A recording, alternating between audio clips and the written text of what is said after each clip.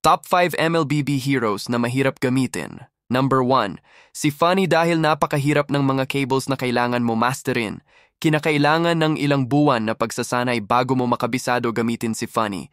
Masyado ring nakadepende sa purple buff ang hero na ito kaya madalas ma-counter-invade ng kalaban. Number 2, si Lunox dahil ang kanyang skills combo ay nakakalito at kinakailangan ng napakabilis na fast hands at dapat accurate ang mga pagpindot mo upang makuha mo ang full damage combo niya.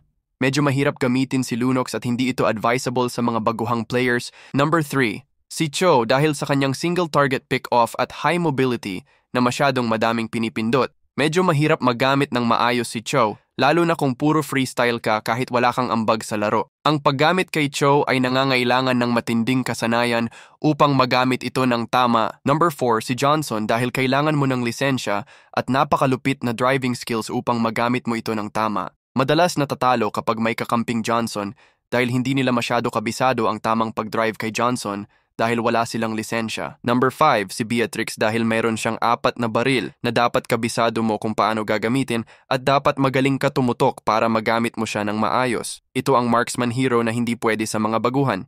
Kung ikaw ay tatanungin, sino ang pinakamahirap gamitin na hero para sa'yo?